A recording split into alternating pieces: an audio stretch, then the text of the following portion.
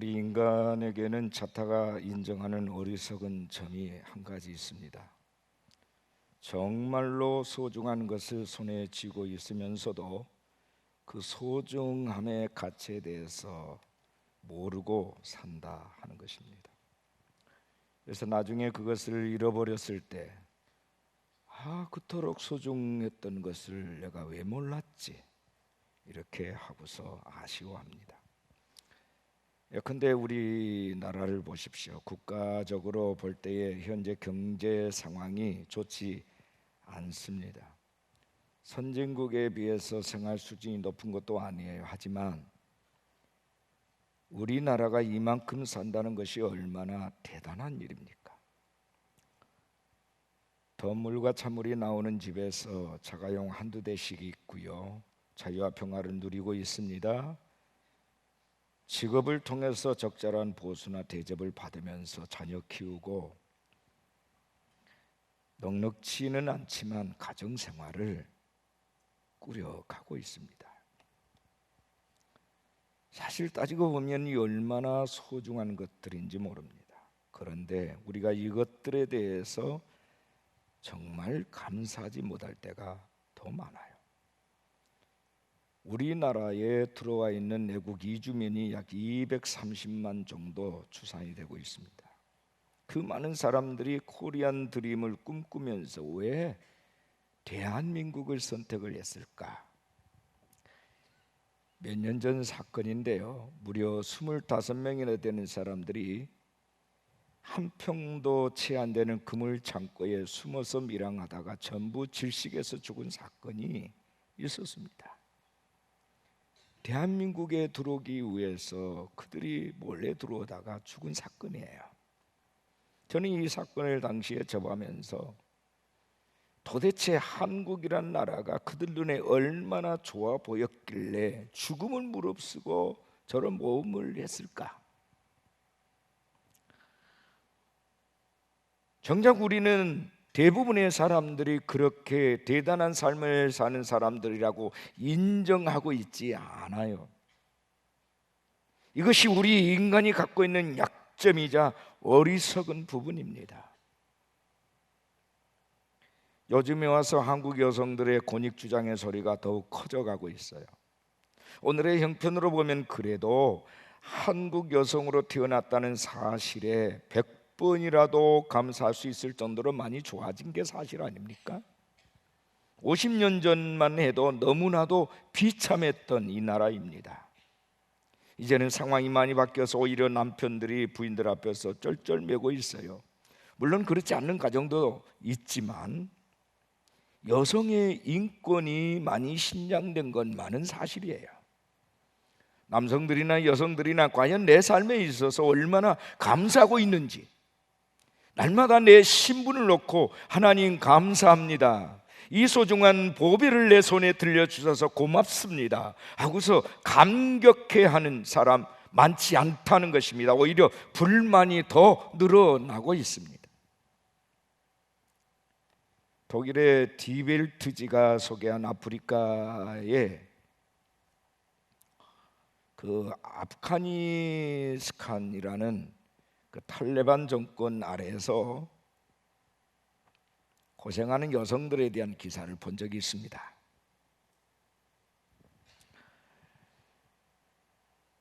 중동이죠. 지금은 탈레반 정권이 무너졌지만 아프가니스탄의 여성들의 지위는 별반 달라진 게 없어요. 마치 지옥 생활을 방불하게 합니다. 그들은 집 밖에 나가서 일도 못합니다. 집 밖에서 운동은 물론이고 자전거도 타지 못합니다. 사진이나 비디오 촬영 의식은 더욱 안 됩니다. 교육도 절대로 받을 수가 없어요. 공중 목욕탕에도 못 들어갑니다. 베란다에서 사람들 앞에 모습을 드러내도 안 됩니다. 가게에 나가서 남자들 점원과 값을 흥정해도 안 됩니다. 그리고 병원에 가도 남자 의사들한테는 진찰을 받을 수 없습니다. 남성과 함께 버스를 탈 수가 없고요. 택시 이용도 마찬가지입니다. 무슨 성적인 혐의가 있게 되면 끌려가서 돌로 쳐 죽임을 당합니다. 이것이 오늘날 그들의 현주소예요. 그들에게 자유가 있다면 단 하나뿐입니다. 숨 쉬는 자유. 이것밖에 없어요. 오늘 우리는 어떠합니까? 사실 하나님의 은혜로 값없이 구원을 받은 우리는 참으로 따지고 보면 우리만큼이나 영광스러운 자가 어디 있을까요? 벌써 단풍의 계절이 되었습니다. 산마다 온통 붉게 물든 단풍들이 사람들의 마음을 유혹하고 있어요. 그럼에도 불구하고 이렇게 놀러가기 좋은 세상을 뒤로하고 교회에 모여서 우리가 예배를 드리는 이유가 무엇입니까? 이렇게 하나님을 경배하며 말씀의 귀를 기울이는 것, 이게 보통 사건인가요? 왜 이렇게 해야 합니까? 우리가 하나님으로부터 값없이 구원을 받았기 때문인 것입니다. 그럼에도 불구하고 이런 구원의 감격이 없는 사람들이 의외로 너무 많다는 사실이에요. 가슴 깊이 느끼고 입으로 표현하는 사람도 많지 않습니다. 그 마음에 구원받은 기쁨이 없다는 것입니다. 예수 믿는 것 때문에 행복하다는 말을 할 수가 없어요. 사람들에게 예수 믿으라는 말을 담대하게 기분 좋게 하지 못하는 것도 바로 그 때문에. 왜 그럴까? 내가 좋아야 이 얘기할 수 있지 않겠어요? 결론이 뭐지요? 나에게 예수 믿는 것이 그렇게 좋은지 모르겠다는 거예요. 몸에 맞지 않는 옷을 입은 것처럼 나 역시 불편하고 좋아 보이지 않기 때문에 더더욱 남에게 말할 이유가 없는 겁니다. 나야 이미 발목이 잡혀서 어쩔 수 없지만 괜히 상대방에게 말해서 젊은 시절 놀지도 못하고 교회에 끌어다가 예배드리게 하면 그것도 미안한 일이다, 이렇게 생각하고 있지는 않습니까? 여러분께 묻겠습니다. 여러분, 구원의 감격과 기쁨이 있으십니까?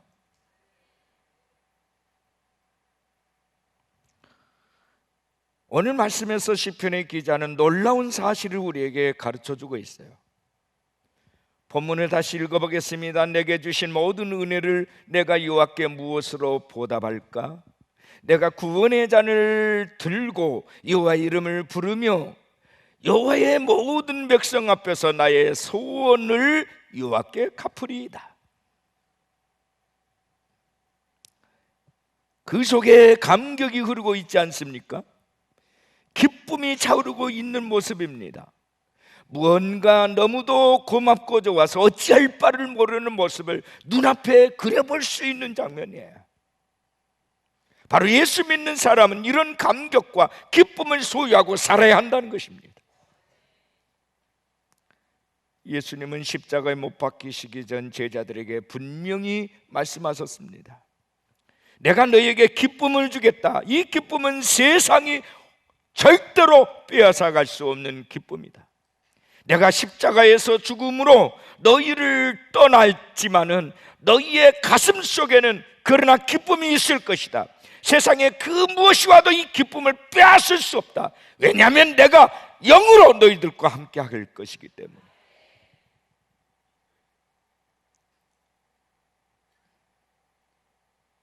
무슨 기쁨이에요?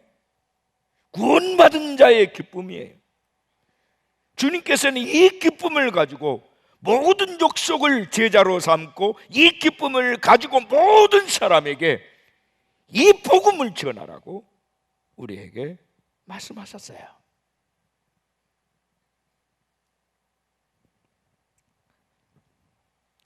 오늘 제목입니다. 우리 한번 따라하겠습니다. 구원의 잔을 높이 들자. 옆에 사람이 구원의 잔을 높이 드십시다. 네, 오늘 제목입니다. 첫 번째 드릴 말씀은 여러분에게 구원의 감격이 살아 있습니까?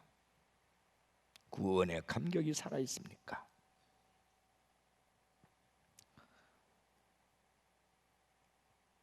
시편 51편이 있는데요, 시편 51편의 배경은 유대한 성군 다윗이 고백한 시로 되어 있어요. 우리가 잘 아는 대로 그에게 권력 기반이 잘 닦이고 힘을 쓰기 시작했을 때 그는 아주 못된 마음을 갖게 됐어요. 그래서 마음에 드는 여자를 소유하기 위해서 그 남편을 죽이고 그 아내를 아내로 삼았습니다. 자기 아내로 삼은 거예요. 왕이기에 당연한 것으로 생각했겠지만 하나님 보시기에 아주 못된 죄악이었어요. 나중에 어땠습니까? 다윗이 이 죄를 회개하느라고 얼마나 피눈물을 흘렸는지 모릅니다. 자매하는 그의 고백을 들어보십시오. 시편 51편 12절 13절에 주의 구원의 즐거움을 내게 회복시켜 주시고 자원하는 심령을 주사 나를 붙들어 주옵소서. 그리하면 내가 범죄자에게 주의 도를 가르치리니 죄인들이 다 주께 돌아오게 될 것입니다. 이런 고백이에요. 범죄하기 전까지는 나같이 이름 없는 목동을 하나님께서 크게 보셔서 이렇게 하나님의 백성인 이스라엘 왕으로 삼으셨다면서 아주 겸손하게 겸비하게 하나님께 엎드렸던 사람이 생각하면 할수록 자다가도 눈물을 쏟을 정도로 감격이 있었습니다. 한때 그는 여호와의 이름을 노래하고 찬송하면서 그를 전하지 아니하면 견디지 못하는 감격을 가지고 살았어요. 그러나 죄를 범하자 그 구원의 기쁨과 감격이 마음속에서 싹 사라져 버렸어요.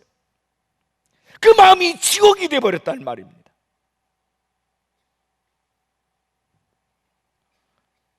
그런 그가 다시금 죄를 회개하면서 기도했던 내용이 시편 51편이에요.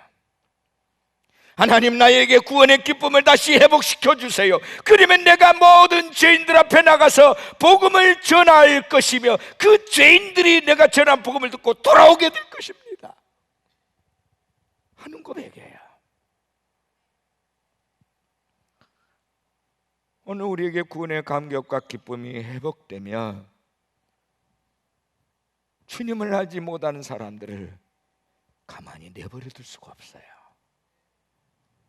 내 안에 있는 기쁨을 전하지 아니하면 견딜 수 없는 마음이 일어나기 때문에 가만히 둘 수가 없는 거예요.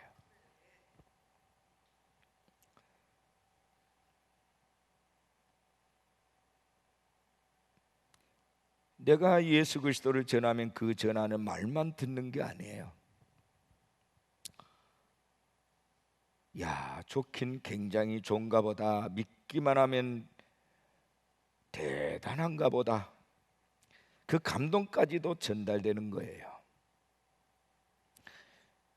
결국 안 믿던 사람들이 돌아올 수 있다는 말입니다. 우리의 모습 속에서 우리 속에 있는 감출 수 없는 기쁨을 보면서 그들이 하나님을 궁금해하게 되는 거예요. 어두컴컴한 불안과 두려움에 찌들어버린 우리의 모습이 아니라 예수 믿는 자의, 구원받은 자의 기쁨을 가지고 있는 사람의 모습 속에서 그들이 주님을 알고 싶어하고 주님을 만나고 싶어하는 거예요.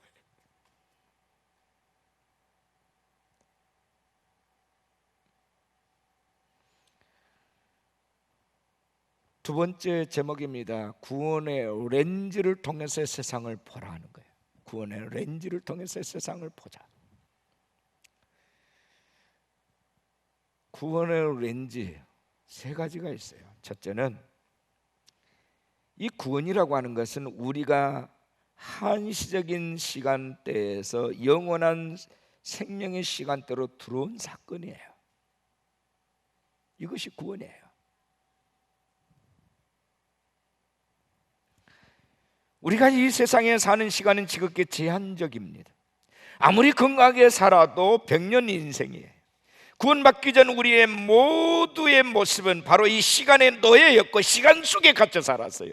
이 시간에 끌려가기도 하고 밀려가기도 하면서 한 세상을 살았어요.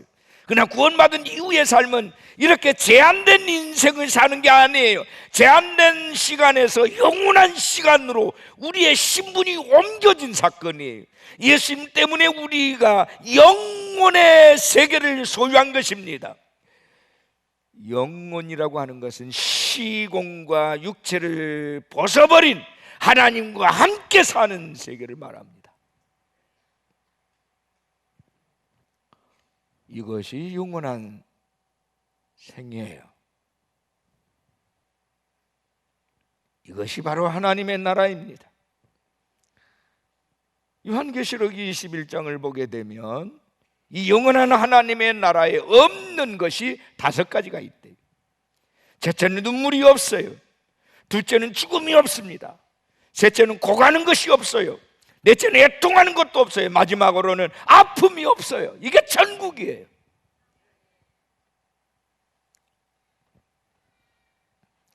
이 5가지가 없는 나라가 하나님의 나라입니다. 세상에 이런 나라가 어디 있습니까? 반면에 세상을 보십시오.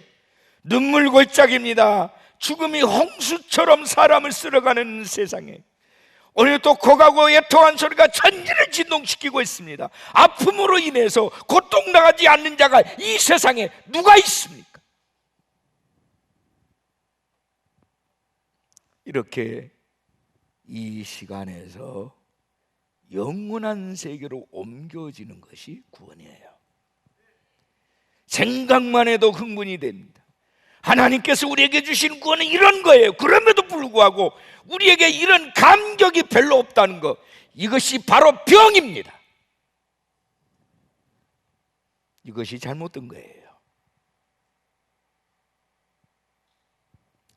두 번째 구원의 렌즈는 우리가 정죄의 대상이 아니라 이제는 용서받은 주인공이 됐다는 사실이에요.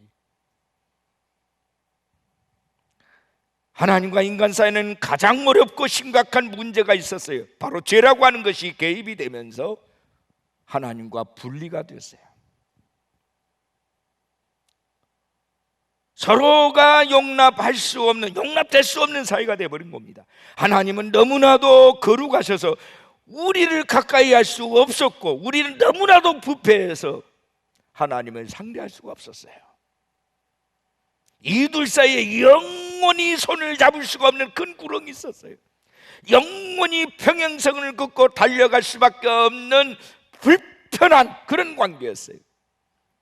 이것이 하나님과 우리 인간과의 관계였습니다. 그럼에도 불구하고 전능하신 좋으신 하나님 아버지가 그의 아들이신 예수 그리스도를 우리에게 보내셔서 인간과 하나님 사이의 관계를 연결시켰었어요. 중보자가 되게 하신 겁니다. 하나님과 우리 사이에 십자가에서 자신의 피를 쏟으시고 당신의 생명을 희생시킨 예수님 때문에, 예수님이 흘리신 그 죄값 때문에 우리가 살게 된 거예요. 예수님이 흘리신 피값이 우리의 죄를 사게 된 겁니다. 이것이 예수님께서 하신 일이에요. 하나님께서는 예수님을 제물로 받으시고 죄인된 우리에게 내리고자 한 모든 심판을 거둬버렸어요. 모든 정죄를 거둬버렸어요. 모든 영벌을 거둬버렸어요. 멸망을 거두셨습니다. 저주를 거두셨어요. 바로 예수님의 십자가의 공로 때문에 하나님께서 우리를 더 이상 죄인 취급할 수 없게 됐단 말이에요.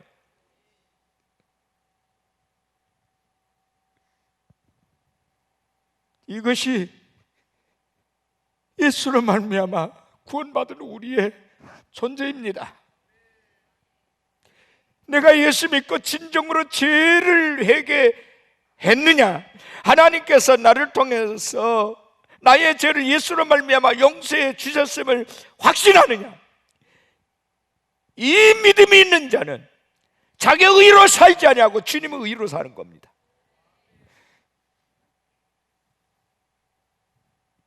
그렇지 않습니까? 여기 서 있는 내가 나의 의로 설 수 있는 자격이 있어야 된다면 저는 여기 서 있을 수가 없어요. 예수님께서 내 대신 죄값을 피로 말미암아 지불하셨기 때문에 주님 때문에 의로움을 입었고, 그래서 서일 수 있고, 여러분들이 지금 이 자리에 당당히 앉아 있을 수 있는 권리가 주어진 거예요.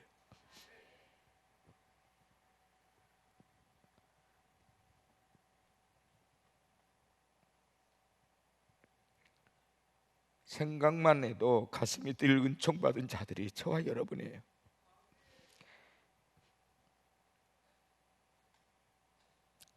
우리는 더 이상 정죄의 대상이 아닙니다. 용서받은 주인공이에요.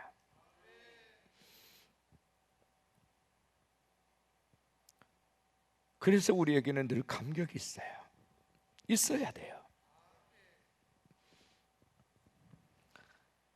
세 번째 구원의 렌즈는 우리가 실패의 주인공이 아니라 성공의 주인공이 되었다는 사건이에요.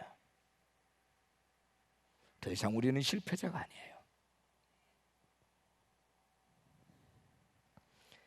예수 믿지 않고 예수 없는 삶을 산 사람은 세상이 그의 삶을 어떻게 평가든지 이미 실패자의 삶을 사는 자입니다. 왜 실패자라고 하는지를 아십니까? 하나님께서 인간을 창조하셨어요. 창조에는 반드시 목적이 있어요. 아무 목적도 없는 무슨 존재를 만들 리가 없지 않습니까? 하나님께서 인간을 창조하실 때는 분명히 목적이 있었습니다. 그 목적은 창조자 대신 하나님을 찬송하며 기쁘시게 하는 삶을 살라 하는 것입니다. 이게 목적이에요. 우리가 예수님을 알기 전에는 하나님의 존재를 인정하지 않았어요. 내가 하나님이었고 나를 위해서 내 인생을 살았고 인생의 모든 화려한 꿈과 비전도 전부 나 자신을 위한 것이었어요. 내가 그러한 생을 살면 세상은 나를 칭찬해주고 나를 길이길이 기념해 줄 거라고 하는 기대 심리에 가득 차 있었습니다. 근데 여러분 정말 그러합니까? 그러하던가요? 아니요. 사람만큼이나 이해타산적인 존재가 어디 있어요? 자기 마음에 안 들면 남들이 아무리 그를 인정해주고 존중하고 칭찬해도 나와 관계없는 사람이, 이게 인간이에요.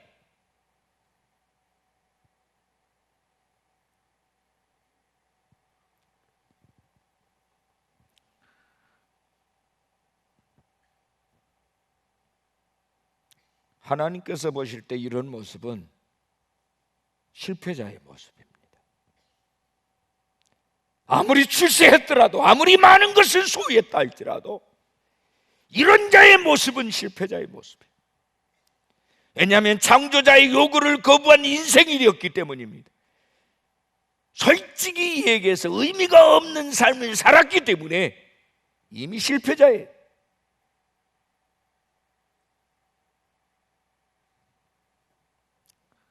그러나 우리가 예수 그리스도를 믿고 구원받은 이후에는 우리의 삶이 완전히 바뀌었습니다. 하나님을 기쁘시게 하는데 우리의 모든 관심을 집중하며 살고자 하는 마음이 일어났습니다.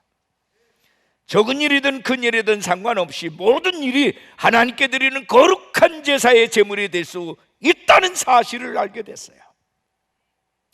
세상 사람이 나를 어떻게 평가하든 문제가 되지 않습니다. 내 직업이 하찮은 것이라고 해도 관계없고 존귀한 직업이라 해도 상관없습니다. 그것은 한낱 인간적인 평가일 뿐이기 때문에 하나님 편에서는 예수 믿고 하나님을 기쁘시게 하기를 소원하는 자의 삶을 승리자여 성공자의 삶이라고 평가하고 있기 때문에 여러분께 질문합니다. 여러분 실패자입니까? 성공자입니까? 우린 더 이상 실패자의 삶을 사는 게 아니에요. 매일매일 우리의 삶 속에서 우리는 성공의 족적을 매일매일 쌓아가고 있는 겁니다. 우리가 구원받았다는 것, 이것은 내가 실패자의 삶을 살 수 없다는 것과 성공적인 삶을 시작했다는 것을 의미하는 거예요. 그렇다면 우리에게 감격, 구원받은 자의 감격과 기쁨이 있어야 되지 않겠습니까?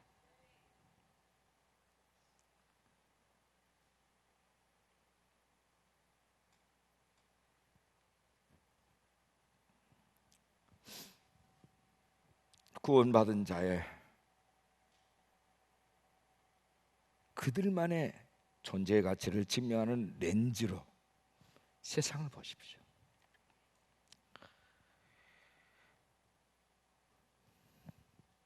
우리는 한식인 시간 돼서 영혼의 시간으로 이미 들어왔어요. 우리는 정죄의 대상이 아니라 용서받은 주인공이 됐어요. 우리는 더 이상 실패의 주인공이 아니라 성공의 주인공이 됐습니다. 이것이 구원의 사건이에요. 더 이상 우리는 천박한 자가 아닙니다. 우리는 존귀한 자들입니다. 예수 안에 있는 하나님의 거룩한 백성이 된 겁니다. 그래서 성경 말하기를 너는 왕같은 제사장이며 거룩한 나라며 택한 족속이다. 할렐루야. 이것을 믿고 확신하는 자는 두 손 들고 아멘 하시기 바랍니다. 아멘. 더 크게요. 아멘. 아멘, 아멘, 아멘, 아멘, 아멘.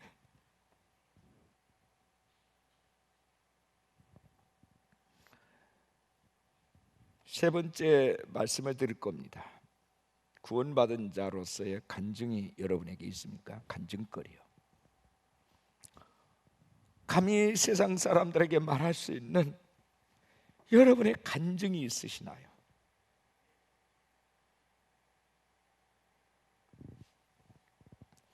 제가 두 사람을 예로 들겠습니다. 한 사람은 세상에서 별 볼 일 없는 사람 중에 한 사람이고, 한 사람은 세상에서 부러움을 살 만한 그런 사람 얘긴데요. 먼저는 조셉 조렌티나라는 사람을 제가 소개하겠습니다. 이 사람은 그렇게 유명한 사람이 아니에요.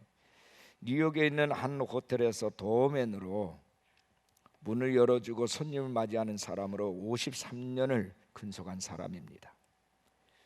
얼마나 충성스럽게 그 일에 종사했는지 그동안 53년 동안 결근한 것은 아팠을 때, 지독하게 아플 때 사흘뿐이었다고 합니다.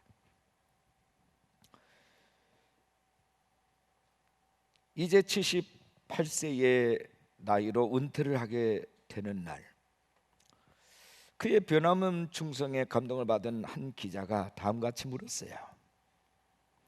당신은 그런 단순한 일을 어떻게 53년 동안이나 계속할 수 있었습니까?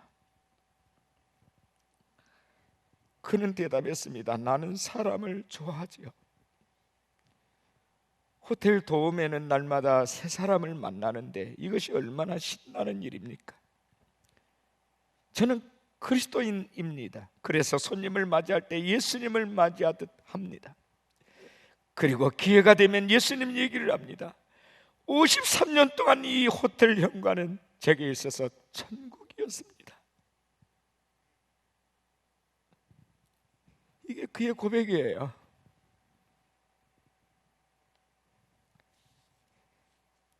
자기의 일이 무엇이든지 그 일을 통해서 하나님을 기쁘시게 할 수만 있다면, 비록 조렌티나와 같은 생을 산다 할지라도 하나님은 그에게 이 실패자야 이렇게 말하지 않습니다. 오히려 나는 성공자야, 착하고 충성된 조가 이리 오너라, 내가 너에게 하늘의 상을 주겠다.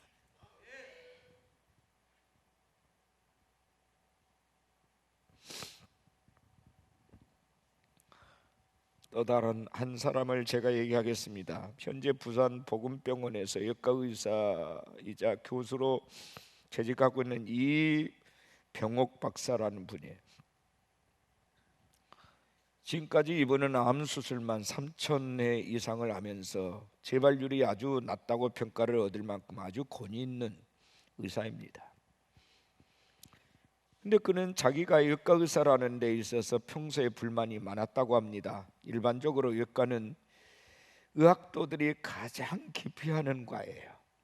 왜냐하면 날마다 비위가 상할 정도로 피를 봐야 하고 자칫 수술도 중에 실수할 일이 있는 늘 위험 부담이 따르고, 게다가 응급 환자가 발생하면 밤낮 뛰어야 하기 때문에 소위 말하는 의학계의 3D 기피 업종입니다. 그러던 그가 어느 날 하나님의 은혜를 받게 됐습니다. 나 이제 주님의 새 생명 얻은 몸의 것은 지나고 새 사람이로다라는 찬송가 가사처럼 하나님의 큰 은혜를 깨닫게 된 거예요.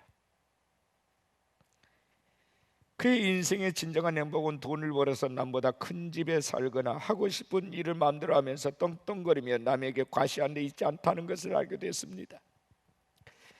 진정한 행복은 하나님께서 기뻐하신 자로서의 그 소명의 삶을 사는 것임을 발견하게 된 거예요. 이렇게 자기의 패러다임이 바뀌니까 일하는 것이 너무 즐겁고 행복하더라는 겁니다. 3D 업종이라고 생각하는 그는 이제는 뉴 3D라고 생각을 했다는 거예요. 새로운 3D. 첫째 D, 드림. 두 번째 다이나믹. 세 번째 드라마틱. 그러니까 곧 꿈이 있는 직업이고 역동적인 직업이고 죽을 사람을 살리는 극적인 직업이라는 거예요. 그는 말했어요. 이처럼 새로운 시각을 가지게 되니까 삶이 즐겁고 활기가 넘쳐나기 시작했습니다. 그리고 저처럼 성공적인 삶을 아직도 발견하지 못한 사람들을 위해서 틈만 나면 전도하는 전도에 미친 사람이 되어버렸습니다. 그가 고백한 말이에요.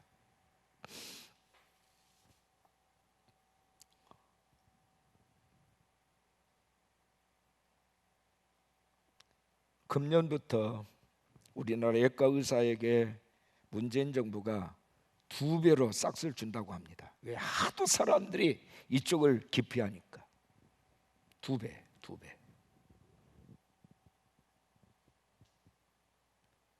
다른 사람 연봉보다 2배. 세상이 많이 달라졌어요.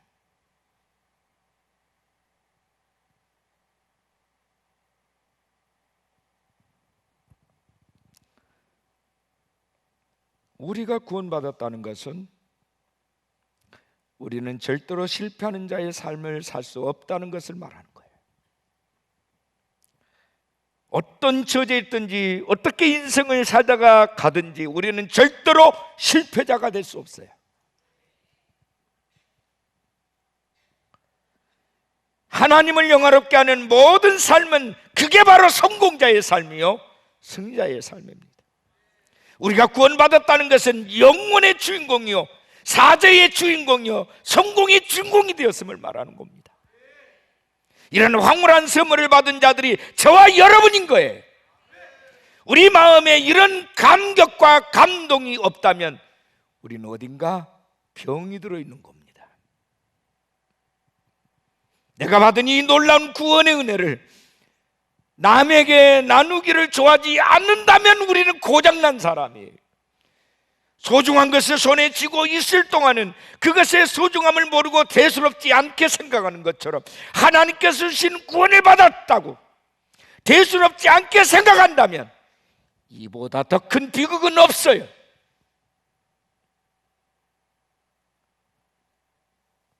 미국 9.11 테러 사건 이후에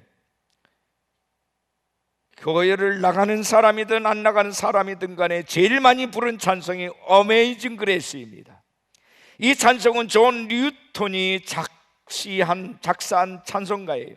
나 같은 죄인 살리신 그 은혜 놀라와 잃었던 생명 찾았고 광명 얻었네.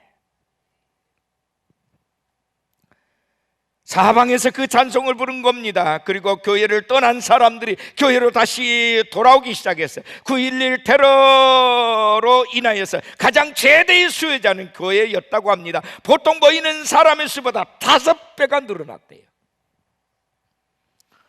오늘 우리는 테러가 있든 없든, 재해가 있든 없든, 환란이 있든 없든 어메이징 그레이스를 부르면서 평소에 그렇게 살아야 될 줄로 믿습니다.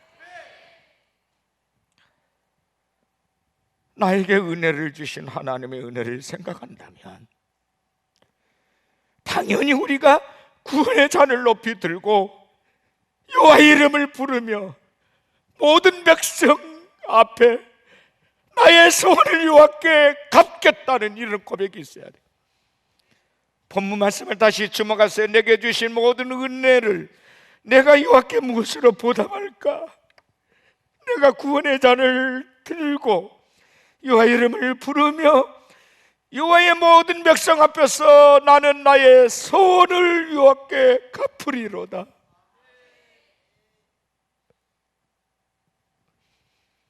소원을 갚는다는 말이 무슨 말이죠? 구원을 주신 하나님의 은혜가 너무 감사해서 뭔가 해보고 싶다는 거예요. 하나님 무엇을 해드릴까요? 내 재산을 드리면 될까요? 아니면 날마다 다니며 복음을 전하는 삶을 살까요? 아니면 어떻게 하면 좋겠습니까? 내가 어떻게 하면 구원받는 이 은혜를 조금이라도 갚을 길이 있겠습니까? 이렇게 하겠습니다. 저렇게 하겠습니다. 이것이 소원이에요.